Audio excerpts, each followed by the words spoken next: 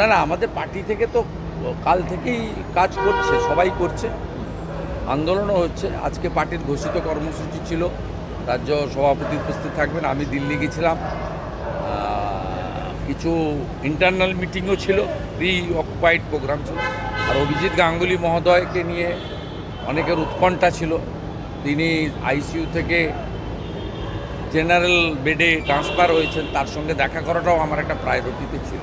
অন্যরা তো কাজ করছেন, আমিও নিশ্চিতভাবে কাল সকালে আমার নন্দীগ্রামে মন কি বাত আছে, তারপরে আমিও আস্তে আস্তে যুক্ত হব। এই ইস্যুটা তো একটা পার্টিকুলার ইস্যু শুধু নয়, সামগ্রিকভাবে আমাদের বোন, দিদি, কন্যাদের, আমাদের নারী সমাজের সুরক্ষার প্রশ্ন।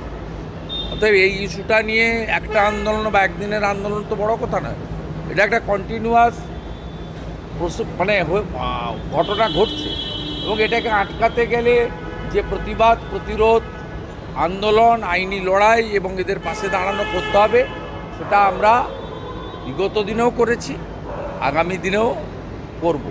পুরো ভারতীয় জনতা পার্টির পরিবার এবং আমাদের বিচারধারার সঙ্গে যারা যুক্ত আছে প্রত্যেকেই কাল থেকে মাঠে নেমেছে, এবং আগামীকাল আমাদের বেলা 1টা থেকে 4টা গোটা রাজ্যব্যাপী মহিলা মোর্চা, যুব মোর্চার বিক্ষোভ কর্মসূচি রয়েছে।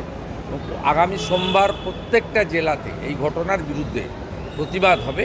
আমি সকালে মন কি বাত শেষ করার পরে আমি নিশ্চিতভাবে এই ইস্যুতে আমি যেমন সোশ্যাল মিডিয়া, মেনস্ট্রিম মিডিয়া বা বিভিন্ন জায়গায় বক্তব্য রেখেছি, আমারও যেগুলো সামনে থেকে করা উচিত সেটা আমি করব। আরেকটা প্রশ্ন, সুকান্ত মজুমদার বলছেন বেল বন্ডে সই করবেন। ওনাকে তো অ্যারেস্ট করতে পারে না, ওনাকে ডিটেন করেছে যখন, ওনার বেল বন্ডে কেন সই করাবে? উনি যে কথাটা বলেছেন lawfully, it's absolutely right. He is central minister, ওনাকে ডিটেন করতে পারেন কোনো কারণ দেখিয়ে, কিন্তু ওনাকে জামিনে মুক্তি করার কোনো এরা মানে না।